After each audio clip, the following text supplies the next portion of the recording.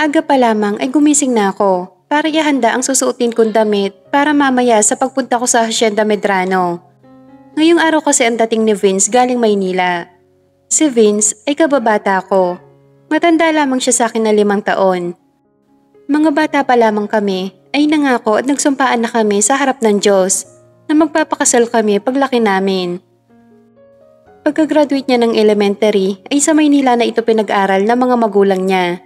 Kaya naman wala na kaming kontak sa isa't isa. Tanging mga litrato lamang niya sa bahay nila ang nakikita ko. Aminado ako na napakagwapo ngayon ni Vince at binatang-binata na. Kaya naman hindi malabo na maraming mga kababaihan sa Maynila ang nagkakagusto sa kanya. Ngunit tinanim ko sa aking isipan na hindi ko kailangan mag-alala o mangamba. Dahil may mga pangako na kaming sinumpaan ni Vince mga bata pa lamang kami. At yun ang pinanghahawakan ko. Ang mga magulang ni Vince ang may-ari ng buong hacienda. Habang ang inay ko naman ang pinagkakatiwalaan ng mga Medrano sa kanilang tubuhan. Dalaga pa lamang ang inay ay nagtatrabaho na ito sa mag-asawa. Kaya naman pamilya na ang turing sa amin na mag-asawang Medrano. Oh, anak, bakit ang aga mong gumising ngayon? Nagtatakang saad sa akin ni inay. Nakalimutan mo na ba, Nay? Ngayon ang dating ni Vince galing Maynila. Excited na akong makita siya, Nay. Kinikilig kong sabi kay inay. Hoy Alisa, umayos ka nga. Hindi na kayong mga bata ni Sir Vince. At isa pa, anak siya ng amo ko kaya matuto kang igalang siya. Huwag mong itulad dati ng mga bata pa kayo na okay lang kahit maglaro kayo at magkapantay ang trato niyo sa isa't isa. Mahabang sermon sa akin ni inay. Alam ko naman po yun, Nay. Pero baka nakakalimutan nyo, magkababata kaming dalawa ni Vince at nangako kami sa isa't isa na paglaki namin ay magpapakasal kaming dalawa. Ba't talagang pinanghahawakan mo ang pangakong yon? Alisa anak, mga bata pa kayo noon kaya nasabi niyo yon. Pero iba na ngayon dahil malalaki na kayo. Sa paglipas ng mga panahon ay kasabay din lumilipas ang batang damdamin niyo noon. Basta Nay, ako mula noon hanggang ngayon ay mahal ko pa rin si Vince. Alam ko, ganun din siya sa akin. Nakangiti ko sabi kay inay habang ini-imagine ko ang gwapo mukha ni Vince. Pagsapit nga ng 11:00 ng umaga ay nagtungo na kami sa mansyon ng mga Medrano. Dahil may hinandang koonting salo-salo ang mga magulang nito sa pagdating niya. At imbitado lahat ng mga trabahador ng hacienda. Pagkapasok pa lang namin ni inay sa malaking bahay ay kagad kong hinanap si Vince. Ngunit hindi ko siya nakita. Nasaan kaya yon? Bulong ko sa aking sarili habang naglalakad papuntang kusina. Nang makita ko si Madam Grace, ang mami ni Vince, ay kagad ako nagmano rito. Madam, si Vince po, nasan siya? Bagamat nakakahiya, ay kinapalan ko na ang mukha ko dahil excited na talaga akong makita siya. Nasa kwarto niya, hintayin mo na lamang siya dito. Maya-maya ibababa na yon. Saad sa akin ni Madam Grace na kilangiti ko naman. Ngunit hindi na talaga ako makapaghintay sa pagbaba ni Vince. Kaya lakas loob akong umakyat at nagtungo ng kwarto niya. Mukhang umaayon naman sa akin ang pagkakataon dahil bukas ang pinto ng kwarto niya. Wala na akong sinayang na sandali at lakas loob na akong pumasok sa kanyang kwarto. Kamuntikan pa akong mapasigaw na makita si Vince nakakalabas lamang ng banyo. Sino ka? Salubong ang kilay na tanong niya sa akin. Vince, ako to, si Alisa. Ang kababata mo. Hindi mo na ba ako naaalala? Pagpapakilala ko sa aking sarili. Alisa? Alisa, yung anak ni Aling Marta? Tama? Ako nga yun. Kamusta ka na? Mabuti at naisipan mo magbakasyon dito sa atin. Sunod-sunod kong tanong sa kanya. Yeah, pero kung ako lang masusunod, ayoko talaga dito. Mas gusto ko sa Maynila. Biglang lumungkot ang gwapo nitong muka. Nakaramdam din ako ng lungkot dahil mukhang hindi naman ito excited na makita ulit ako. Pagkatapos ng ilang taon nitong paninirahan sa Maynila, nakaramdam tuloy ako ng pagkailang sa kanya. Dahil ramdam ko na medyo mailap siya sa akin. Hindi gaya noon na close kaming dalawa. Habang kumakain kami ay tahimik lamang ako. Lalo na't hindi rin naman ako masyadong kinakausap ni Vince na labis kong kinalungkot. Nang matapos kumain ay nakita ko nagtungo ito ng veranda. Sa kagustuhan ko na makapag-usap kami at masolo namin ang isa't isa kaya sinundan ko siya sa veranda ng bahay nila. Ngunit hindi natuloy ang paglapit ko sa kanya dahil narinig kong may kausap ito sa cellphone. Ano ka ba, Harold? Siyempre hindi ako papayag na mapunta si Jessa kay Rico. Dahil sa akin lang siya at yun ang dapat. Narinig kong wika ni Vince sa kausap. Bigla tuloy ako napaisip kung sino si Jessa. Nang may baba ni Vince ang hawak na cellphone, ay saka ko lamang siya nilapitan. Vince, pwede ba akong magtanong sa'yo? Nakayuko kong tanong sa kanya. Sure, go ahead. Sino si Jessa? Ang babaeng mahal na mahal ko. Nakita ko ang kislap sa kanyang mga mata habang binibigkas ang mga katagang yon. Daig ko pa ang sinaksak sa sobrang sakit sa mga sinabi niyang yon. Mahal mo yun, Jessa? Vince, paano naman ako? Ha? Anong paano ka naman? Baka sa mukha nito ang naguguluhan sa sinabi ko. Hindi ba nangako tayo sa isa't isa sa harap ng Diyos na magpapakasal tayong dalawa paglaki natin? Pinanghawakan ko yun, Vince. Pero ngayon, bakit sinasabi mo sa akin na si Jessa ang mahal mo?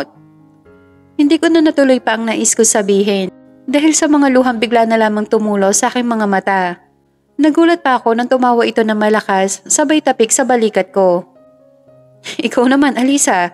Masyado mong sineryoso ang pangakong yon. Mga bata pa tayo noon, kaya kung ano-ano na lang ang nabibitawan natin mga salita.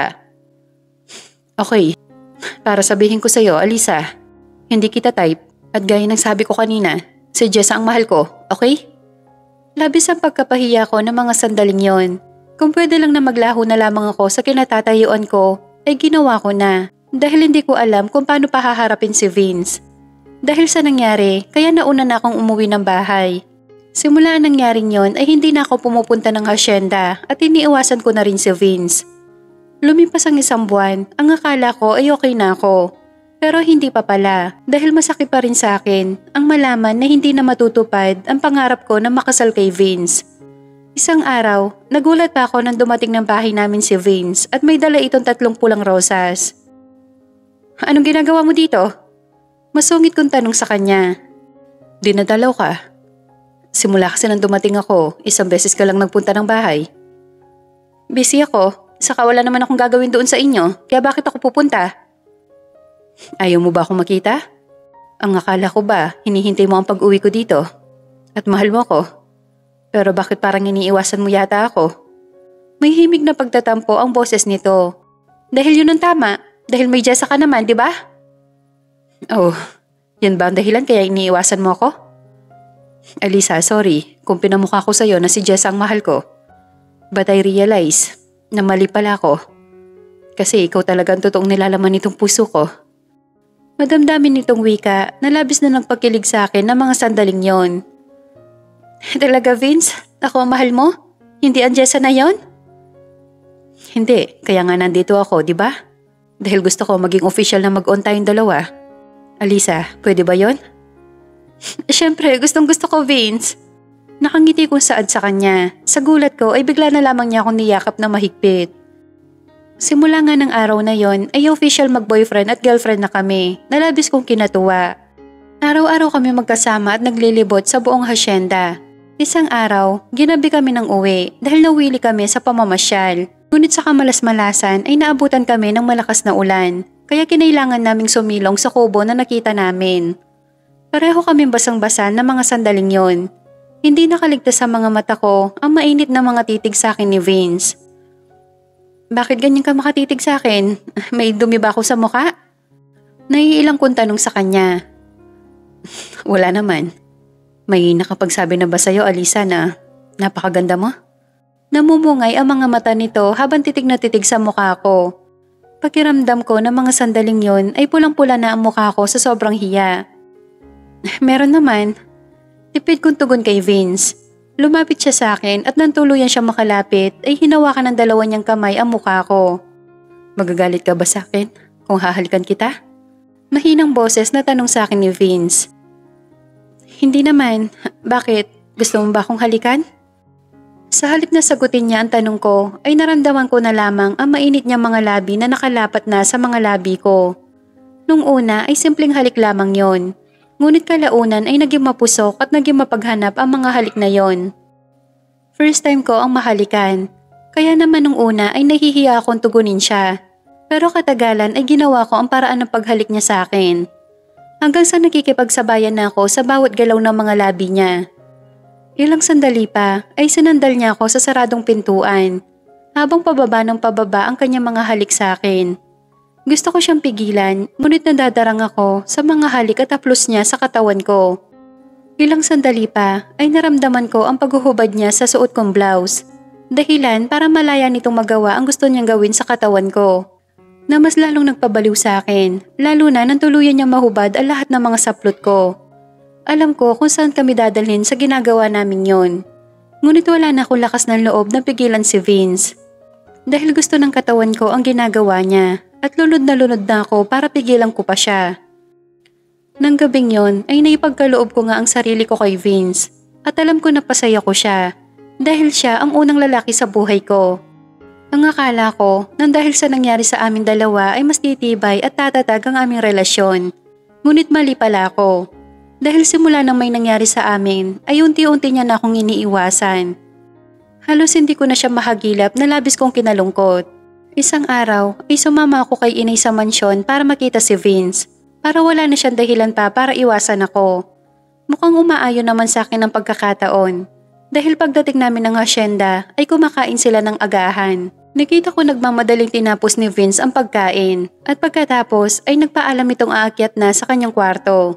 Kaagad ko siyang sinundan sa kwarto niya na kinagulat pa nito. Bakit ka ba nandito? Medyo irita nitong tanong sa akin. Dahil kailangan natin mag-usap. Vince, bakit mo ba ako iniiwasan? May nagawa ba ako sa'yo na kinagalit mo? Naluluha akong tanong. Wala, Alisa. Busy lang talaga ako. Lumabas ka na dito, baka may makakita pa sa'yo. Pagtataboy niya sa akin. Hindi ko na talaga napigilan pa ang umiyak sa harapan niya. Dahil sa sobrang sakit na nararamdaman ko dulot ng ginagawa niyang pag-iwas sa akin. Okay, sige. Sige na, lumabas ka na dito. Bilis! Muli niyang pagtataboy sa akin. Laylay ang balikat ko lumabas ng kwarto niya at umuwi ng bahay. Ang akala ko ay okay na kami pagkatapos ng pag-uusap naming yon. Ngunit hindi pa pala dahil mas lalo niya akong iniwasan na lalong nagpadurog ng puso ko. Lumipas ang 2 buwan na halos hindi na kami nagkikita at nag-uusap. Nalabis kong dinamdam kaya naman napabayaan ko ang sarili ko. Halos hindi na ako lumalabas ng kwarto dahil mas gusto ko na lamang na magkulong doon at nawala rin ako ng ganang kumain. Hanggang isang araw, nagising na lamang akong masama ang pakiramdam at naduduwal. Dali-dali akong tumakbo ng banyo para sumuka pero wala naman akong maisuka. Ang akala ko dahil sa hindi ako kumakain kaya ako nagkakaganito. Pero halos araw-araw na ganoon ang senaryo. Umabot pa sa punto na madalas na rin akong mahilo. Nang mapatingin ako sa malaking kalendaryo na nakasabit sa dingding, ay bigla akong kinabahan. Dahil naalala ko na 2 months delayed na pala ang period ko. Bigla ang paggapang ng kaba sa aking dibdib. Upang makumpirma ang hula ko, ay kaagad ako nagpunta ng butika para bumili ng pregnancy test. Kaagad akong pumasok ng banyo. Binasa ko kung paano yun gamitin. Habang hinihintay ko ang magiging resulta, ay taimtim ako nagdadasal na sana delayed lamang ako. Na sana ay hindi ako buntis. Ngunit na makita ko ang 2 guhit na pula, ay pakiramdam ko nang hina ang buong katawan ko. Napaiyak na lamang ako nang wala sa oras sa naging resulta ng pregnancy test. Kaagad kong pinuntahan sa mansyon si Vince. Sakto naman palabas ito kaya hinarang ko siya na kinagulat naman ito. Kailangan natin mag-usap, Vince. Busy ako. Sa susunod na lamang tayo mag-usap. Pag-iwas niya sa akin, akmang sasakay na sana ito ng kotse nang pigilan ko siya. Buntis ako, Vince. Nagbunga ang nangyari sa atin. Naiiyak kong saad sa kanya. Paano nangyari yon? 1 beses lang yon? Gulat nitong tanong sa akin. Hindi ko rin alam. Bumili ako ng pregnancy test at 2 guhit na pula lumabas. Nang ibig sabihin, positive. Vince, buntis ako. Magkakaanak na tayong 2. Sa sobrang tuwa ko ay niyakap ko siya. Ngunit nagulat ako nang bigla na lamang niya akong itinulak. Dahilan para mapaupo ako sa semento. Bakit mo ako tinulak? Hindi ka ba masaya na magkakaanak na tayo, ha? Naluluha kong saad kay Vince. Hindi. Malay ko ba kung anak ko ba talaga ang batang yan? 1 beses lang may nangyari sa atin, Alisa. Kaya imposibleng mabuntis ka. Galit niyang wika sa akin na mas lalo kong kinaiyak. Vince naman, ikaw lang ang nag-iisa lalaking minahal ko at sa'yo ko lang binigay ang sarili ko. Anak mo to, anak natin ng batang to. I'm sorry, Alisa. Pero hindi kita pwedeng panagutan. Dahil may mahal na akong iba at si Jessa yon. At wag na wag mo susubukan na magsumbong kila mama. Dahil hindi mo magugustuhan ang pwede kong gawin sa'yo. Galit niyang banta sa akin. Ano sinasabi mo? Naguguluhan ako. Di ba sabi mo ako mahal mo at hindi si Jessa? Sinabi ko lang yon dahil hindi kami okay nun. Pero ngayon, okay na kami ni Jessa. Sa katunayan nga, babalik na ako bukas ng Manila. Kaya ikaw, huwag ka nang umasa pa dahil wala kang aasahan sa akin. Sa sobrang galit ko sa kanya ay nasampal ko siya ng malakas na kinatabingin ang mukha niya. Hindi ako makakapayag na pagkatapos niya akong buntisin ay iiwanan niya ako sa ere. Hindi ako papayag na hindi mo ako panagutan. Sasabihin ko sa mga magulang mo nangyari sa atin at ang pagbubuntis ko, hindi mo ako mapipigilan. Dali-dali ko siyang tinalikuran. Kahit anong pagtawag ang gawin niya sa akin ay hindi ko siya pinansin. Wala akong inaksayang sandali. Kaagad kong kinausap ang mag-asawang Medrano. At pinagtapat ko sa kanila ang relasyon namin ni Vince maging ang pagbubuntis ko. Inaasahan ko na magugulat sila at magagalit. Ngunit sadyang mabait ang mag-asawa dahil kaagad nila ako naintindihan.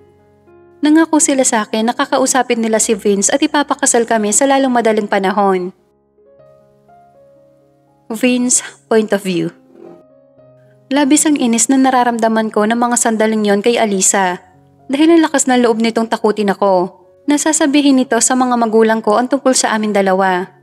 Sa totoo lang ay hindi naman ako natatakot dahil alam ko naman na ako ang kakampihan ng mga magulang ko. Hindi nila gugustuhin na magkaroon ng manugang na anak ng katiwala namin sa hasyenda. Hindi ko naman talaga mahal si Alisa. Ginamit ko lamang siya para pagselosin si Jessa. At gumana naman yon dahil ako ang pinili ni Jessa kaysa sa Rico na yon. Hindi ko naman alam na aabot kami sa ganito na mabubuntis ko siya. Isang gabi lang naman yon. Tinawagan ko ang kaibigan kong si Harold para humingi ng advice. Total, idea naman niya ang lahat ng to. Nang sumapit ang hapon ay dumating sa bahay namin si Harold. Kaagad ko siyang niyaya sa balcony. So anong balak mo ngayon? Pananagutan mo ba siya? Kaagad na tanong sa akin ni Harold. Hindi. Hindi ko siya mahal at hindi ko anak ang batang dinadala niya. Isa pa, okay na kami ni Jessa. Ayoko masira ang relasyon namin ng dahil lamang kay Alisa. Paano kung magsumbong siya sa magulang mo? Anong gagawin mo? Takot lang niya sa akin kapag nagsumbong siya dahil gagawin kong impyerno ang buhay niya. Seryoso kong wika kay Harold, saka ko ininom ang wine sa baso ko. So anong plano mo? Tatakasan mo tong si Alisa? Parang gano'n na nga. Dahil bukas na bukas din ay babalik na ako sa Maynila. Ngunit bago yon, kakausapin ko muna siya para hindi siya makagulo sa buhay ko. Kinabukasan nga ay sinadya kong puntahan si Alisa sa bahay nila. Tuwang-tuwa ito na makita ako. Nandito ka ba dahil na-realize mo nga ako talaga mahal mo at ang anak natin? Hindi. Nandito ako para sabihin sa'yo na pabalik na ako mamaya sa Maynila.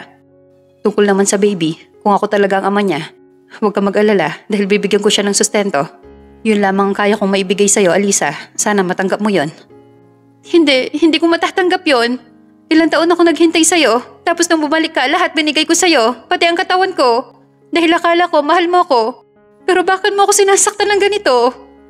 Umiiyak niyang wika sa akin. Nakaramdam ako ng awa para sa kanya. Pero hanggang doon lamang yon. At isa pa, buo na ang desisyon ko. I'm sorry, Alisa. Sana mapatawad mo ako. Yun lamang at iniwan ko na siya sa maliit nilang sala. Narinig ko ang pag-iyak niya habang tinatawag ang pangalan ko. Pero hindi ko na siya pinansin. Bagkus nagtuloy-tuloy na lamang ako sa paglabas ng bahay nila. Pagka-uwi ko ng bahay ay kaagad kong inampake ang mga gamit ko. Buo na ang desisyon ko at wala na makakapigil sa akin. Nagulat pa ako nang sa pagbaba ko ay kausap ng mama at papa ko sina Alisa at ang inay nito. Naguguluhan akong bumaba at lumapit sa kanilang apat. Anong meron? Bakit ang seryoso niyo ata? Nakangiti kong tanong sa kanila kahit na ang totoo ay may kaba akong bumabalot sa aking dibdib dahil nahuhulaan ko na kung ano ang kanilang pinag-uusapan. Ngunit pinili ko pa rin na maging komportable habang kaharap sila. Saan ka pupunta? Bakit may dala kang mga gamit? Wika sa akin ng papa habang nakatingin sa maleta ko. Babalik na ako sa Manila pa dahil tapos na ang bakasyon ko dito. Bakit naman biglaan yata? Dahil ba nabuntis mo tong si Alisa? Noon tanong naman sa akin ng mama ko. Po? Kunwari ay nagulat ako sa tanong niyang yon. Pwede ba, Vince? Huwag mo na kaming artehan ng ganyan na kunwari hindi mo alam ang ginawa mo. Matigas ang boses na wika ng aking ama. Alam kong kapag ganoon ang boses nito ay galit na ito, kaya pinili ko na lamang na manahimik. Kung gusto mong bumalik ng Maynila, isasama mo tong si Alisa. Pero bago yon, kailangan niyo muna magpakasal. Dahil hindi pwede maging bastardo ang apo namin. Seryosong wika naman ni Mama habang nakatingin sa akin. Doon na ako hindi nakatiis. Ano sabi niyo? Gusto niyong pakasalan ko ang babaeng yan? Napataas ang boses ko dahilan para palisikan nila ako ng mga mata. Malamang dahil binuntis mo si Alisa, kaya obligasyon mong panagutan siya. Pero Ma, naputo lang nais kong sabihin na muli magsalita si Papa. Sa susunod na buwan ng 18th birthday ni Alisa, at napag-usapan na namin na isasabay na namin ang inyong kasal. Halos hindi ako makapaniwala sa sinabing yun ng ama ko, ni hindi man lamang nila ako tinanong kung gusto ko o kung mahal ko ba si Alisa. Gustuhin ko man na tumutol pero hindi ko na magawa dahil nagpasya na silang lahat. Nang maiwan kaming dalawa sa sala ni Alisa ay tinignan ko siya ng masama bago ko siya iniwan sa sala. Ngunit sinundan niya ako hanggang sa kwarto ko. Sorry Vince, kung sinabi ko sa mga magulang mo, wala na kasi akong choice. Saka hindi naman pwede lumaki ang tiyan ko na walang ama ang anak ko. Kaya buhay ko ang sinisira mo ngayon? Alam mo, nagsisisi ako na nakilala pa kita. Dahil isa ka pala malaking problema sa buhay ko. Sige, gusto mong pakasalan kita? Pagbibigyan kita. Pero huwag kang umasa na mamahalin kita. Dahil kinasusuklaman kita. Padabog ko siyang pinagsarahan ng pinto. Pasalampak ako na upo sa sahig habang nagpupuyos ang aking kalooban. Hindi ko matanggap na si Alisa ang mapapangasawa ko na sa halip na si Jessa. Mula sa suot kong maong na short ay inilabas ko ang cellphone at tinawagan ko si Jessa. Kagad naman itong sinagot na kinangiti ko. Mahal na mahal kita, Jessa. Ikaw lang nag-iisang babaeng gusto kong pakasalan at maging ina ng mga anak ko. Pero hindi ko alam kung mangyayari pa yon. Ano sinasabi mo, Vince? Hindi kita maintindihan. Wika ni Jessa sa kabilang linya. Kailangan kong pakasalan ng anak ng katiwala namin. Dahil nabuntis ko siya. Nauutal kong wika sa aking nobya. Bakit Vince? Ang akala ko ba ako mahal mo, pero bakit pati ang katiwala niyo binuntis mo? Galit nitong bulyaw sa akin sa kabilang linya. Hindi na nito hinintay pa na magpaliwanag ako dahil kaagad nitong ibinaba ang telepono. Nalulumo ako na paiyak na lamang at iisang tao lamang ang sinisisi ko sa mga nangyayari ngayon sa buhay ko. Walang iba kundi si Alisa. Alisa, point of view. Masayang masaya ako dahil ngayong araw na ang ika-18 kaarawan ko. At ngayong araw din ako ikakasal sa lalaking pinakamamahal ko. Walang iba kundi si Vincent Medrano, ang aking kababata. Hindi ko alam kung anong buhay ang naghihintay sa akin sa piling niya. Pero gagawin ko ang lahat para muli niya akong mahalin. Idinaos ang aming kasal sa mismong hasyenda ng mga Medrano. Lahat ng mga trabahador at lahat ng nakatira sa buong bayan namin ay imbitado ng mga Medrano. Alam kong napipilita lamang si Vince na pakasalan ako kaya matagal bago ito sumagot ng I do. Pero nagpapasalamat pa rin ako dahil hindi niya hinayaan na mapahiya ako sa buong bayan namin. Nang matapos ang kasal ay nilapitan ako ni Inay. Anak, lagi mong tatandaan ang mga bilin ko sa'yo ngayong may asawa ka na. Mahalin at pagsilbihan mo siya. Ipakita mo sa kanya na tama ang desisyon niyang pakasalan ka dahil ikaw ang nararapat para sa kanya. Mahabang wika sa akin ni Inay. Opo Nay, palagi ko pong tatandaan yan. Naiiyak kong niyakap si Inay. Sa isang sulok ng mga mata ko ay nakita ko si Vince na panay ang lagok ng alak.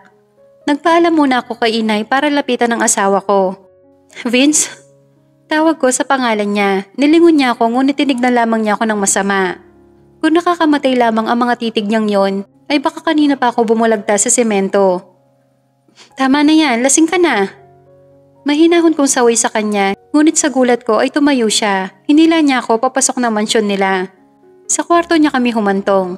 Malakas niyang sinara ang pinto bago niya ako nilapitan at mabilis na siniil ng halik ang mga labi ko.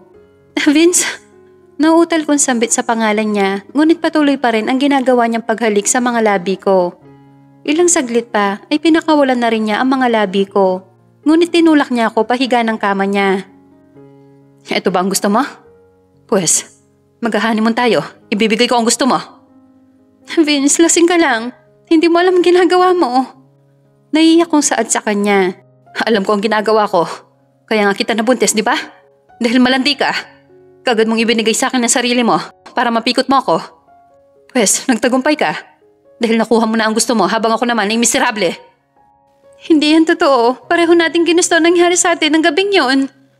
Umiiyak kong tugon, ngunit pinalisikan lamang niya ako ng mga mata. Wala akong nagawa kundi ang umiyak ng umiyak na lamang habang sapilitan niya akong inaangkin. Nang matapos siya, ay saka niya ko iniwan sa kama na parang walang nangyari. Awang-awa ako sa sarili ko ng mga sandaling yon. Pakiramdam ko ang dumi-dumi kong babae dahil sarili kong asawa ay ginahasa ako. Masakit man tanggapin, ngunit yun ang totoo. Dahil hindi ko kagustuhan ang may mangyari sa amin ngayon. Matagal akong umiyak ng umiyak hanggang sa bumukas ang pinto at si Vince ito. Tinignan niya ako ng masama habang palapit siya sa aking kinaroroonan. Pwede ba? Huwag mong iyakan ang nangyari sa atin kanina. Dahil ginusto mo din yon. Kung hindi mo ako pinilit na pakasalan ka, edi sana hindi mo sasapitin ang nangyari kanina sa atin. Pag-iyak na lamang ang ginawa ko dahil ayoko nang patulan pa si Vince. Naintindihan ko siya kung bakit siya nagagalit sa akin dahil sa pagpapakasal namin. Magbihis ka na dyan, baka maabutan ka pa ng magulang ko na ganyan ka. Ako pang sisihin at mamukhang masama sa paningin nila. Dahan-dahan akong tumayo para magbihis. Ayoko nang dagdagan pa ang galit niya sa akin. Kinagabihan sa mansyon na nila ako natulog. Tulad ng normal na mag-asawa ay sa kwarto ako ni Vince matutulog.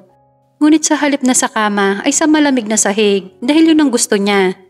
Sinunod ko na lamang siya para hindi na humaba pa ang usapan. At isa pa, sanay naman ako matulog sa lapag. Nangako ako sa aking sarili na pagsisilbihan ko siya sa abot ng aking makakaya. At ipapakita ko sa kanya na ako ang tamang babae para sa kanya. Makalipas ang 1 linggo ay lumuwas kami ng Maynila ni Vince. Dahil gusto niya ay doon kami manirahan, nakagad namang sinang-ayunan ng mga magulang nito. Ang akala ko kapag kaming dalawa na lamang ay magbabago na ang lahat. Ngunit hindi pa pala. Dahil mas lalong lumala ang nangyari. Palaging umaalis ng bahay si Vince, uuwi ng gabing-gabi at lasing pa. Hinahayaan lamang niya ako mag-isa sa bahay kahit alam naman niya na masela ng pagbubuntis ko. Gagamitin niya ako kapag gusto niya akong gamitin.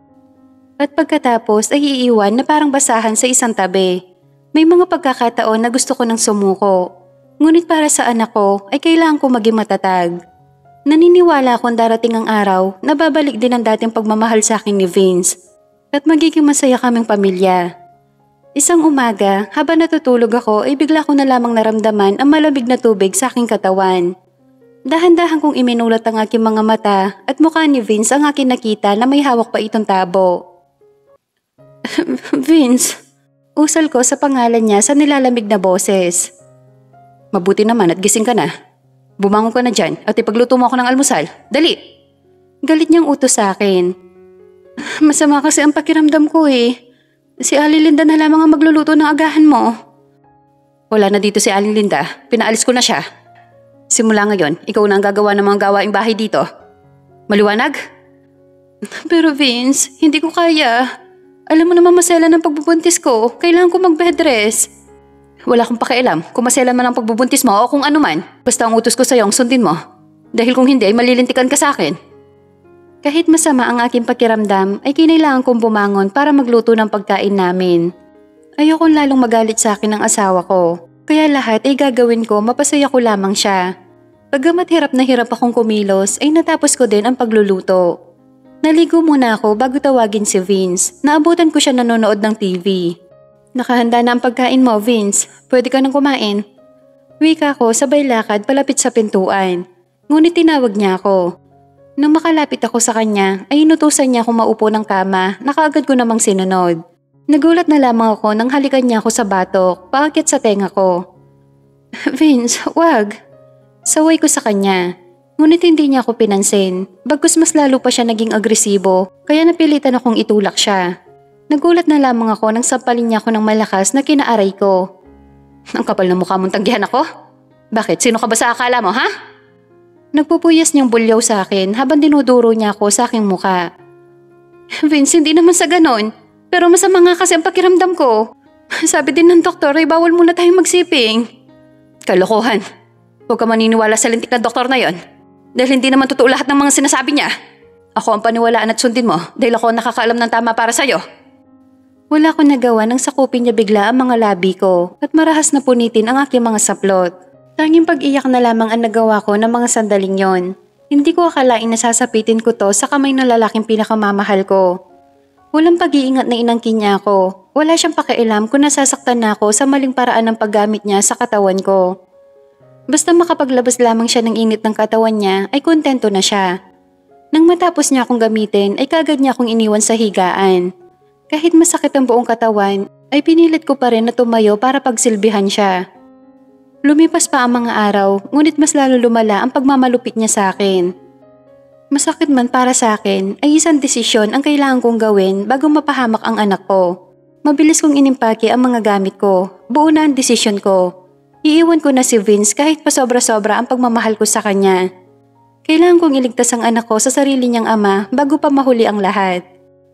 Dahil wala naman akong kapera-pera, kaya naglakad na lamang ako. At walang kasiguraduhan kung saan nga ba ako patutungo. Dala ng matinding pagod at gutom ay bigla na lamang nagdilim ang paningin ko. Nang magising ako ay nasa isang kwarto na ako. Iginala ko ang aking mga mata sa kabuuan ng kwarto. Malaki ito at pangmayaman. Ako mambabangon na sana ako nang bumukas bigla ang pinto. Mula roon ay iniluwa ang isang gwapong lalaki. "Thanks God, you're awake." Wika nito sa nag-aalalang boses. "Nasaan ako? Sino ka?" "Relax ka lang, miss. Hindi ako masamang tao. Ako ang nakakita sa'yo kanina nang bigla ka na lamang matumba habang naglalakad. Sa halip na sa hospital kita dalhin, ay dito na lamang kita dinala sa bahay ko. Ako nga pala si Harold. Isa akong doktor." Pagpapakilala niya sa akin.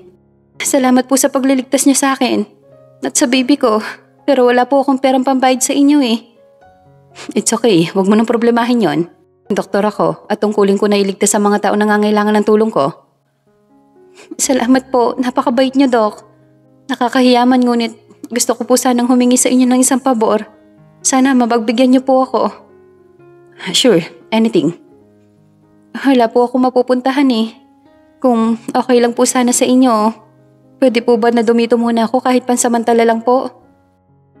Bagamat nahihiya ako ay kailangan kong kapalan ang aking pagmumuka. Walang problema, mag-isa lang naman ako dito sa bahay ko. Dahil nasa Amerika ang parents ko at masyadong malaki ang bahay na to para sa akin. "Salamat po, Doc Harold. Hayaan niyo po tutulong ako sa mga gawaing bahay dito. Para kahit papaano ay makabawi ako sa pagpapatira niyo sa akin dito." "No need. Bisita kita at saka 3 naman ang maids dito kaya wala ka nang gagawin pa. Siya nga pala medyo masela ng pagbubuntis mo kaya mas mainam na magpahinga ka na lamang dito sa kwarto para makabawi ka ng lakas." "Pero Doc, nakakahiya naman po kung wala akong gagawin dito maghapon at magdamag." "Hindi mo kailangan mahiya. Ang isipin mo ay ang kaligtasan ng baby mo, okay?" Natutuwa ako na nakilala ko si Doc Harold dahil hindi lamang ito basta mabait kundi maalalahanin pa. Naisip ko nga, siguro kung katulad lamang ni Vince si Doc Harold ay baka masaya kami ngayon, lalo na kapag lumabas na ang baby namin. Ngunit hindi sila magkapareho dahil galit na galit sa akin si Vince at halos isuka niya ang buong pagkatao ko. Nakalipas ang 2 buwan ay unti-unti na rin bumubuti ang pakiramdam ko. Nakakabawi na ng lakas ang aking katawan dahil yun sa tulong sa akin ni Harold. Alagang-alaga niya kami ng anak ko dahil bago ito pumasok ng hospital ay aakyat muna ito sa aking kwarto para i-check kung kumusta ang pakiramdam ko. Bagay na hindi ko naranasan sa kamay ng sarili kong asawa. "Oh, bakit ka umiiyak?" Untag sa akin ni Harold na makita ang mga luhang pumapatak sa aking mga mata. "Wala to, luha lamang to ng kaligayahan. Masaya ako nakilala ka at naging kaibigan kita. Napakabuti mong tao, Harold. Sana katulad mo din ng asawa ko para hindi ako nasasaktan ng ganito." "Huwag ka nang umiyak. Nandito naman ako para tulungan ka at maging ama ng anak mo." Nagagat ako ng tingin dahil sa sinabing yun sa akin ni Harold. "Anong ibig mong sabihin?" "Ayoko na magpaligoy-ligoy pa, Alisa. Sa maikling panahon na pananatili mo dito, ay napamahal ka na sa akin. Mahal kita, Alisa. Nakahanda akong maging ama ng anak mo at mamahalin ko siya na parang tunay kong anak." Labis akong nagulat sa ipinagtapat niyang yun sa akin.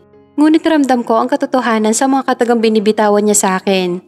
Bigla kong naisip, siguro kung si Harold ang una ko nakilala, ay baka maging masaya ako sa piling niya. Ngunit hindi. Dahil si Vince ang unang lalaki na kilala at minahal ko. Siya rin ang ama ng pinagbubuntis ko ngayon. At naniniwala ako na darating ang araw ay magiging maayos din ang lahat. Mamahalin niya kami ng anak niya at magiging masaya kaming buong pamilya. I'm sorry, pero mahal ko ang asawa ko. Hanggang kaibigan lang kaya kong ibigay sa'yo, Harold. Masaya ako malaman na mahal mo ako, ngunit hindi ko yun kayang suklian. Sorry. Walang problema yon. Hindi naman kita pinipilit na mahalin ako. Ang sa akin lang ay gusto ko lang malaman mo ang nilalaman ng puso ko. Alam ko nasaktan ko siya dahil nakita ko ang biglang lungkot sa mukha nito. Nagpapasalamat ako dahil hindi naman yung dinamdam ni Harold. Bagkus mas lalo pa kami naging close. Araw ng Sabado, ang sabi niya sa akin ay darating daw ang kanyang kaibigan at gusto niya akong ipakilala rito. Naghahanap ako ng magandang isusuot para naman maging maayos ako sa paningin ng kaibigan ni Harold. Naglagay din ako ng kaunting makeups dahilan para lalong lumutang ang aking ganda. Pababa na sana ako ng hagdan nang makasalubong ko si Harold na may ngiti sa mga labi. Ang ganda-ganda naman natin ngayon ah. Puri niya sa akin na ikinapula ng mukha ko. Siyempre dahil ayoko mapahiya ka sa kaibigan mo. Nakangiti kong tugon sa kanya. Maganda ka, Alisa, kahit wala kang ilagay dyan sa mukha mo. Kinilig naman ako bigla sa sinabi niya. Mauna ka nang bumaba, may kukunin lang ako sa kwarto. Nasa baba ng kaibigan ko. Huwag kang mag-alala, mabait yon. Okay, sige, bilisan mo ha. Tumango siya sa akin bilang tugon. Habang pababa na ako ng hagdan, ay abot-abot ang kabang nadarama ko na hindi ko maipaliwanag kung bakit. Bagamat kinakabahan, ay tuloy pa rin ako sa pagbaba. Ngunit nang tuluyan ako makababa ng hagdan, ay isang familiar na figura ang aking nakita. Walang iba kundi si Vince, ang aking asawa. Sabay pa kami nagkagulatan, ngunit nauna ito nakabawi sa akin. Naglalakad na siya ngayon palapit sa kinatatayuan ko, habang ako naman ay nanginginig ang buong katawan sa takot sa kanya. Anong ginagawa mo dito sa bahay ng kaibigan ko? Galit na tanong sa akin ni Vince habang hindi inaalis ang tingin sa mukha ko. Ikaw ang kaibigan ni Harold? Are you stupid? Malamang, kaya nga ako nandito, di ba? Now tell me, anong ginagawa mo dito? Answer me! Sigaw niya sa akin na halos ikabingi ko sa sobrang lakas ng boses niya. Sasagutin ko na sana siya nang biglang magsalita si Harold na ngayon ay nasa gitna na ng hagdan. Bro, bakit ka sumisigaw? May problema ba? Bumaba ka dito, Harold, at ipaliwanag mo sa akin kung bakit nandito sa pamamahay mo ang babaeng to. Kilala mo si Alisa? Hindi ko lang siya basta kilala, dahil siya lang naman ang malanding babae na nabuntis ko sa asyenda. Masakit para sa akin ang paulit-ulit niya akong tawaging malandi, pero anong magagawa ko kung yun talaga ang tingin niya sa akin? Bro, sandali. Ang sinasabi mo ba na Alisa ay ang babaeng kinukwento mo sa akin? Exactly. Wala akong maapuhap ng sasabihin sa kanilang dalawa dahil labis akong nagulat sa aking natuklasan. Sadyang kay liit ng mundo dahil sa lahat ng taong tutulong sa akin ay si Harold pa talaga na kaibigan ng asawa ko. Nagulat na lamang ako nang basta niya akong hilain palabas ng bahay ni Harold. Ano ba, Vince? Nasasaktan ako! Talaga masasaktan ka sa akin pagkatapos mong sirain ang buhay ko? Ngayon naman ang kaibigan ko naman ang next target mo? Napakakating mo, Alisa. Dahil kung sino-sino na lang ang pinapatulan mo. At pagkatapos sa akin mo ipapaako ang anak mo. Ano ba, Vince? Tama na, nasasaktan ako. Parang awa mo na, isipin mo naman ang anak natin. Umiiyak kong pakiusap sa asawa ko. Ngunit patuloy lamang siya sa pagkaladkad sa akin palabas ng bahay. Tama na yan, Vince, nasasaktan si Alisa. Narinig ko saway ni Harold sa asawa ko. Huwag kang mangialam dito, Harold. Problema namin mag-asawa to. May pakialam ako dahil kaibigan ko si Alisa. At mahal ko siya. Sabay kami napalingon kay Harold na ngayon ay tuluyan na nakalapit sa amin. Ano sabi mo? Mahal mo ang babaeng to? Oo, mahal ko siya. Kung hindi mo kaya maging asawa at ama sa kanila, ay nakahanda kong akuin ang responsibilidad mo sa kanila. Dahil sa sinabing yun ni Harold ay nag-aapoy ang mga matang tinignan ako ni Vince. Sinira mo na ang buhay ko. Tapos ngayon pati kaibigan ko ay nilandi mo pa? Sabihin mo nga sa akin, Alisa. Saan ka nagmana ng kakatihan mong yan? Sa nanay mo ba, ha? Laitin mo na ako ng paulit-ulit. Pero huwag mong idadamay ang nanay ko. Ano ba, Vince? Tama na. Tumigil ka na. Sa gulat ko ay bigla na lamang akong binitawan ni Vince. Dahilan para mapaupo ako sa semento. Hinarap nito si Harold na ikinataranta ko naman. Ayoko mag-away ang magkaibigan nang dahil lamang sa akin. Huwag kang mangialam dito, Harold. Dahil problema namin to. I told you, may pakialam ako dahil mahal ko si Alisa. At nakahanda akong protektahan siya laban sa'yo. Talaga? Bro, asawa ko ang babaeng minamahal mo. Hindi mo ba alam na napagsawaan ko na yan at tira-tira ko na lang siya? Wake up, bro. Papayag ka ba na magiging asawa mo ang tira-tira ko lang? Wala akong pakialam. Basta mahal ko si Alisa at ipaglalaban ko ang nararamdaman ko para sa kanya. Ang tanga mo. Nasa na matalino kong kaibigan na mataas ang standard sa mga babae. Dahil sa nakikita ko na nagkakainitan na silang magkaibigan, kaya napilitan akong tumayo kahit na masakit ang balakang ko. Dahil sa pagkakatulak sa akin ni Vince. Tama na. Sasama na ako sa'yo, Vince. Pasensya ka na, Harold, sa gulong dala ko. Kung alam ko lang na kaibigan ka ni Vince ay hindi na sana ako nag-stay pa dito. Sorry talaga. Salamat sa lahat-lahat ng naitulong mo sa akin. Balang araw ay makakabayad din ako sa'yo. Mahalaga ka sa akin, Alisa, at tutulungan kita sa abot ng aking makakaya. Kung kailangan mo ako, isang tawag mo lang ay darating ka agad ako. Salamat, isa kang tunay na kaibigan. Tama na nga yan, ang dadrama nyo. Wala akong nagawa nang hilain ako papasok ng sasakyan niya. Habang nasa biyahe kami, ay napansin ko ang masamang tingin na pinupukol niya sa akin. Nang makarating kami ng bahay ay kagad akong naupo sa sofa. Dahil pakiramdam ko ay bibigay na ang katawan ko.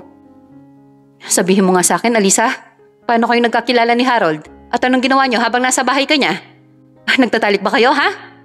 Nalilisik ang mga mata niya sa akin na para bang pinaparating nito na bawal akong magkamali ng sagot sa kanya. Si Harold ang nakakita sa akin na mawalan ako ng malay sa daan. Tinulungan niya ako at pinatira sa bahay niya. Ano pa? Wala na.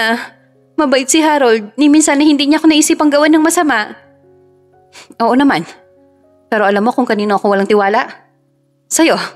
Dahil hindi malabong gawin mo rin sa kanyang ginawa mo sa akin. Binabalaan kita. Layuan mo ang kaibigan ko. Dahil kung hindi, mas lalo lamang kitang pahihirapan. Hanggang sa ikaw na mismo ang kusang sumuko. Mali ka nang iniisip. Hindi ko inakit ang kaibigan mo. At alam mo rin, minsan ay hindi kita inakit.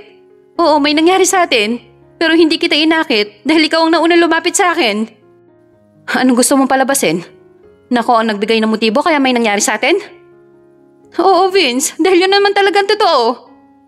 Bigla siya nagalit sa sinabi ko. Dahilan para sakilin niya ako ng mahigpit. Huwag na huwag mo babaliktarin ang mga pangyayari. Dahil kahit maghubad ka pa sa harapan ko, ay hindi kita papatulan. Tigilan mo ang ilusyon mo, Alisa. Dahil kahit anong gawin mo, ay hindi kita mamahalin. Napaiyak na lamang ako sa sinabi niyang yon. Siguro nga, kahit anong gawin ko ay hindi niya na ako mamahalin pang muli. Baka nga ito na ang sign para kalimutan ko siya. At ibuhos na lamang sa magiging anak namin ang lahat ng pagmamahal ko. Kinabukasan, tinawagan ko si inay para magpasundo. Buo na ang desisyon ko, uuwi na lamang ako sa amin. Tama ba narinig ko? Uuwi ka na sa inyo? Oo, uuwi na ako. At panahon na para kalimutan kita. Good decision. Dapat noon mo pa yan ginawa. Hindi yung pinagsisiksikan mo dito ang sarili mo. Ang akala ko pa naman ay pipigilan niya ako, ngunit hindi nangyari yon. Bagkus ang saya-saya pa niya dahil mawawala na ako sa buhay niya. Kinahapunan ay dumating si inay para sunduin ako. Baka sa mukha niya ang pagkaawa sa akin. Mabuti naman anak at natauhan ka na. Hindi si Vince ang lalaking para sa'yo. Mayaman siya anak. Ang mayaman ay para lamang sa katulad niyang mayaman. At tayong mga mahihirap ay para sa kauri natin. Sana nagsilbing aral to sa'yo. At sana sa susunod na magmamahal ka, huwag mong ibibigay lahat. Magtira ka para sa sarili mo. Mahirap ang magmahal, lalo na kung hindi ka na mamahal ng taong mahal mo. Kaya sana huwag mo na itong uulitin pa. Sorry po, Nay, kung hindi ko po kayo sinunod. Sorry po kung naging matigas ang ulo ko. Pangako, simula po ngayon makikinig na ako sa inyo.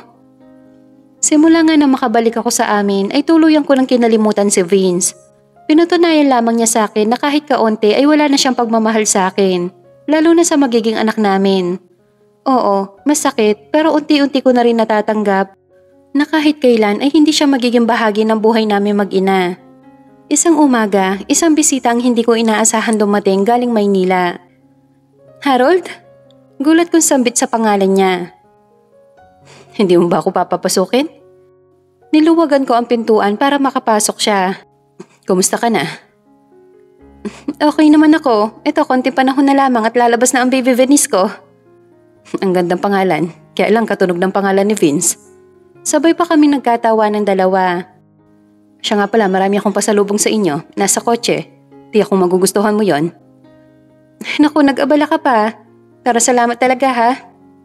Kamusta na kayo na Vince? Bati na ba kayo? Maayos naman kami. Ayun, panay pa rin ang panunuyo niya kay Jessa. Ang tigas nga ng ulo niya. Ayaw makinig sa akin, natigilan na si Jessa at sa'yo na lang mag-focus. Kahit hindi na, tanggap ko naman na hindi talaga kami para sa isa't isa. At saka masaya na ako ngayon dahil malapit na lumabas ang anak ko. Nakapagdesisyon na ako, nakalimutan siya at ituloy ang buhay ko kasama ang anak ko. Kung kaya niya na wala kami sa tabi niya, pues kaya rin namin. Ang mahalaga magkasama kaming dalawa ng anak ko. Masaya akong marinig yang galing sa'yo, Alisa. Don't worry, nandito naman ako palagi sa tabi mo. Kahit medyo nahirapan akong ilabas si Venice dahil sobrang laking bata nito, sa huli ay nailabas ko pa rin siya ng normal at ligtas. Si Inay ang naging katulong ko sa pag-aalaga sa anak ko, habang si Vince naman ay tuluyan ng inabandona ang anak namin. Sa halip na ipagpatuloy ko ang aking pag-aaral ay kay Venice na muna ako nag-focus. Gusto kong masubaybayan ang paglaki niya at gusto ko ay nasa tabi lamang niya ako. Buwan-buwan naman akong binibigyan ng sustento ng mga magulang ni Vince, kaya naman wala na akong problema pa sa pangangailangan ng anak ko. Ang ibang perang ibinibigay nila sa akin ay ipinapasok ko sa bangko. Nang sa ganon ay may pera si Venice paglaki niya.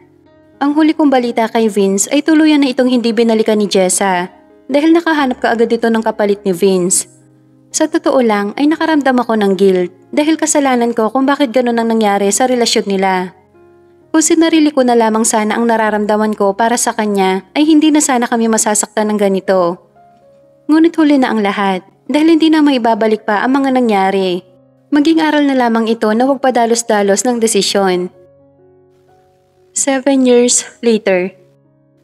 Mahihinang katok ang nagpagising sa akin. Nang tignan ko ang orasan ay pasado 10:00 na pala ng umaga. Tahimik na ang buong bahay dahil nasa school na si Venice pag ganitong oras. Ang inay na ang naghahatid rito bago tumao ng restaurant. Pupungos-pungos akong tumayo at naglakad patungong pintuan para pagbuksan ang kumakatok. Halos manlaki ang mga mata ko na mapagsino ito. Vince? Ako nga, Alisa. Sa labis na pagkagulat ay hindi kaagad ako nakagalaw sa aking kinatatayuan kung hindi pa ito tumikim. Hindi ko kasi alam na nakabalik na pala ito galing Singapore.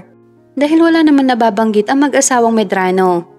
Pagkatapos kasi malaman ni Vince na may iba ng mahal si Jessa, ay masyado nitong dinibdib ang bagay na yon. Nagpakalunod dito sa alak hanggang sa mapagtanto nitong mali ang ginagawa nito sa kanyang sarili. Upang mapabilis ang pag-move on ay nagtungo ito ng Singapore para pamahalaan ang bagong negosyo ng pamilya nila. Hindi na kami pinalad na magkausap pa at hindi rin ito sinilip si Venice na labis kong ikinalungkot. Dahil patunay lamang yon na wala talaga itong pagmamahal sa sarili nitong anak. Nakabalik ka na pala. Tanging nasambit ko na lamang sa kanya. Yes, 3 days ago. Kamusta ka na? Balita ko, successful lang itinayo mong restaurant. Oo, sa awa ng Diyos, okay naman. At malapit na magkaroon ng pangalawang branch. Wow, that's good. Pinagmasdan ko mabuti si Vince. Ibang-iba na siya ngayon. Hindi kagaya dati na parang walang direksyon ang buhay nito. Ngayon kasi napaka-formal nitong manamit. Mas lalo itong gumwapo at hindi malabong may asawa o girlfriend na ito ngayon. Ano palang ginagawa mo rito? Bakit nagpunta ka? Pag-iiba ko ng usapan. Nandito ako para makita ang anak ko at bumawi sa inyo. Tinawag mong anak si Venice? Dahil yun naman ang totoo, di ba? Anak ko si Venice at panahon na para bumawi ako sa anak natin. Sana hayaan mo akong magpakaama sa kanya. Masaya akong marinig yan mula sa'yo. Ang tagal kong hinintay ang pagkakataong to. Natawagin mong anak ang anak ko. Sorry, Alisa, kung naging masama ako sa'yo. Kung pinagkaitan ko ng pagmamahal ang sarili kong anak. Nandito na ako ngayon para bumawi sa inyo at itama ang mga pagkakamali ko noon. Hindi ko yun ipagkakait sa'yo. Malayo mong mabisita rito ang anak ko. At tuwing weekends naman ay pwede mo siyang iuwi ng asyenda. Hindi lang kay Venice ako babawi, kundi pati na rin sa'yo. Panahon na, Alisa, para tuparin natin ang mga pinangako natin noon sa isa't isa. Wala na mga pangakong yon, Vince. Tulad ng sinabi mo noon sa akin. Paglipas ng panahon ay kasabay din lumilipas ang mga pangako. No, Alisa, hindi yan totoo. Nasabi ko lamang yun sa'yo dahil galit ako. Tingin ko kasi sa'yo that time ay isang kontrabida sa buhay ko, sa pagmamahal namin ni Jessa. Pero mali pala ako dahil ang totoo, ako ang naging kontrabida sa buhay mo. Ako ang walang hiya. Narealize ko yon nang nasa Singapore ako Kaya pinilit kong magbago para sa muli nating paghaharap ay may pagmamalaki mo na ako. Yan ang dahilan, Alisa, kaya natagalan ang pagbabalik ko rito. Nandito na ako ngayon at handa na akong tuparin ang mga pinangako natin sa isa't isa, kasama ng anak natin. Nung una ay hindi ko rin maintindihan ng sarili ko kung bakit kailangan ko magpakatanga sa'yo. Siguro dahil sa labis ng pagmamahal ko sa'yo. Nagising na lamang ako isang araw na mali pa lang naging aksyon ko. Dahil sa kahibangan ko sa'yo, ang dami nangyari. Nasira ang mga buhay natin. Siguro, hindi talaga tayong itinakda na magkasama. Dahil kung totoo man na tayo nga, ay ang tadhana na mismo ang gagawa ng paraan para maging tayo. Tayo ang itinakda, kaya nga nandito na ako. At aaminin ko sa'yo, mahal kita, Alisa. Walang halong pagsisinungaling yan. Hayaan mo sana akong bumawi sa inyo. I'm sorry, Vince. Pero sa tingin ko, huli na ang lahat. Masaya na ako sa buhay ko ngayon, kasamang anak natin. Tulad ng sinabi ko sa'yo kanina, pwede kang bumawi sa anak natin. Hindi ko pinagkakait sa'yo ang karapatan mo bilang ama niya. Alam ko malaki ang kasalanan ko sa'yo. At kung yan talaga ang desisyon mo, ay maluwag ko yung tatanggapin. Ang dami-dami ko ng kasalanan sa'yo. Kulang ang salitang sorry para mapatawad mo ako. Pero kung kailangan mo ng kaibigan, nandito ako para sa'yo.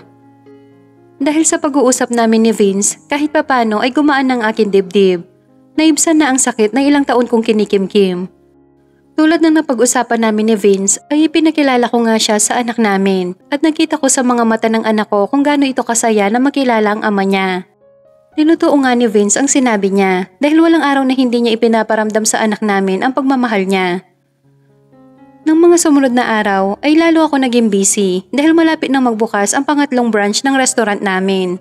At nagawa ko yon dahil sa tulong sa akin ni Harold. Si Harold na walang ginawa kundi ang tulungan at suportahan ako sa lahat ng mga gusto ko. Kung natuturuan ko lamang ang aking puso ay baka matagal na naging kami. Ngunit ayokong paasahin siya kaya sinabi ko sa kanya na hanggang kaibigan lamang ang kaya kong ibigay sa kanya. Wala akong nakikitang hinanakit sa mukha niya, bagkus mas lalo pa kami naging close. Ang akala nga ng iba ay kami na dahil sa sweetness namin sa isa't isa. Pero for friends lamang yon. Ewan ko ba kay Harold kung bakit hanggang ngayon ay ayaw pa rin mag-asawa. Kaya kung minsan ay iniisip ko tuloy na gusto ata niya akong samahan sa pagiging single. So, kamusta naman kayo ni Vince? Okay naman kami. Hindi ko masasabing magkaibigan kami. Pero parang ganun na rin yon. Hindi mo na ba siya mahal? Hindi ko alam kung anong tamang sagot sa tanong mong yan sa akin. Ako alam ko kung anong sagot. Ano? Mahal mo pa rin siya. Natatakot ka lang sumugal, kaya ayaw mo siyang bigyan ng second chance. Walang masama kung bibigyan mo siya ng second chance, lalo na kung pareho naman ninyong mahal ang isa't isa. Kaysa ganito na pinapahirapan ninyo ang mga sarili nyo.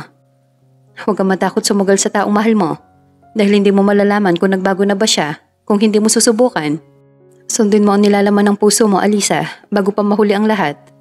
Tumulo bigla ang mga luha ko sa mga katagang sinabi sa akin ni Harold. Napakabusilak ng puso niya. Sana nga ay siya na lang ang minahal ko para hindi na ulit ako masaktan pa. Pero wala, hanggang kaibigan lang talaga ang kaya kong ibigay sa kanya. Hindi ko nakikita ang sarili ko na magiging kami someday. Oh, bakit ka umiiyak dyan? Ikaw kasi, pinapaiyak mo ko. Napakaswerte ko dahil naging kaibigan ko ang isang Harold na napakabait at may ginuntuang puso. Dasal ko na sana ay mahanap din niya ang babaeng magmamahal sa kanya, yung babaeng kayang suklian ang pagmamahal niya. Pagka-uwi ko ng bahay ay naabutan ko naglalaro ang mag-ama. Patakbo akong sinalubong ng anak ko at pinugbog ng halik sa pisngi. Mama, sabi po ni Papa magta-travel tayo. Lilibutin po natin ang buong mundo. Masaya niyang kwento sa akin habang nakayakap. Talaga, baby? So, happy ka na dahil mapupuntahan mo na ang mga lugar na gusto mong puntahan?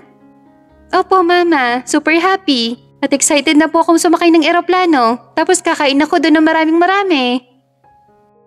Ikaw talaga kapag pagkain ay excite ka. Siyempre naman po, Mama. Ang sarap-sarap kayang kumain. Tapos palaging busog ang tummy ko. Natatawa na lamang ako sa kadaldala ng anak ko.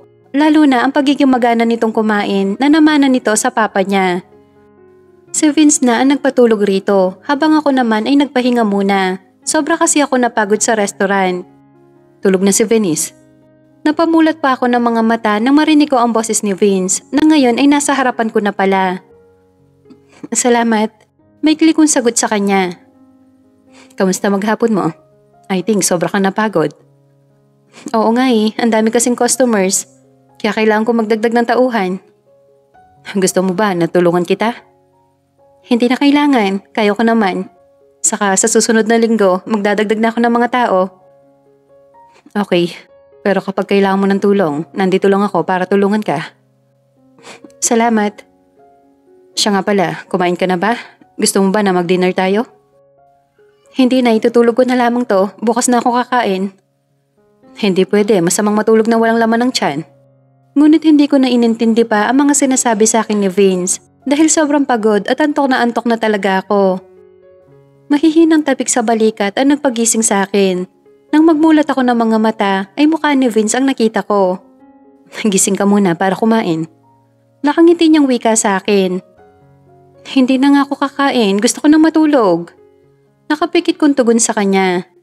Bumangon ka na dyan, pinagluto kita ng paborito mo. Paborito ko? Anong paborito ko? Sabay dilat ng mga mata ko. Siyempre ang paborito mong sopas na maraming gulay at gatas pag ganitong tag-ulan. Naalala mo yon? Oo naman, paano ko ba makakalimutan ng paborito mo? Ang takaw-takaw mo nun sa sopas. Naalala mo ba nang isang beses tayo nagluto tapos palpak ang kinalabasan? Dahil ang pangit ng lasa? Pero dahil sa katakawan mo, kinain mo pa rin lahat. Ni hindi mo nga ako tinirhan. Kasi sarap na sarap ka kahit hindi naman masarap. Masarap kaya talaga yon. Binibiro lang kita dahil konti lang ang niluto natin. Pinagtitripa mo pala ako nun. Kaya ang ending ay gutom na gutom tuloy ako. Natawa na lamang ako nang maalala ko ang kalokohan ko ng mga bata pa kami. Bumangon ka na dyan, baka lumamig ang sopas. Dahil sa sinabing yun ni Vince ay mabilis akong tumayo at nagtungo ng kusina. Amoy pa lang ay mukhang masarap na. Hindi ko akalain na marunong pala siya magluto. Kailan ka pa natutong magluto?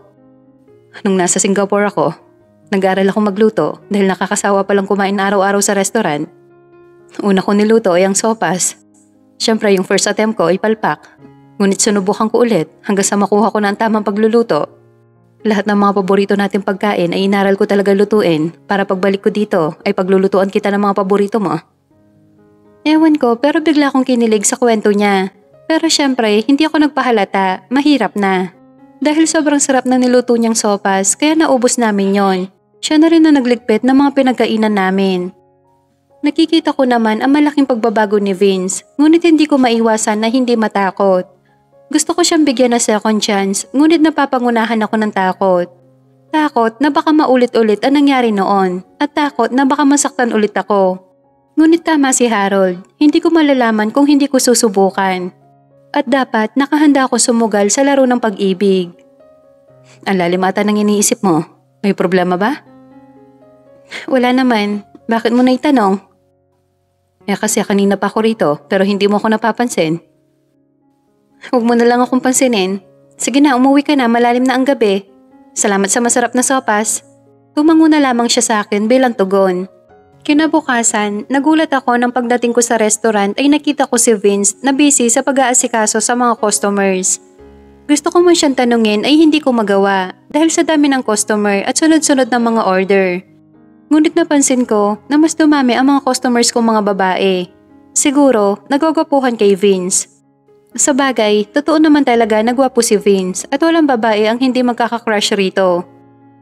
Anong ginagawa mo, Vince? Bakit mo ginagawa ang trabaho ng isang waiter? Dahil gusto ko. Gusto kitang tulungan. Bakit? Ayaw mo ba? Ayoko, dahil hindi mo naman trabaho to. Teka nga, bakit ba nagagalit ka? May nagawa ba akong hindi mo nagustuhan? Wala. Inis ko siyang tinalikuran.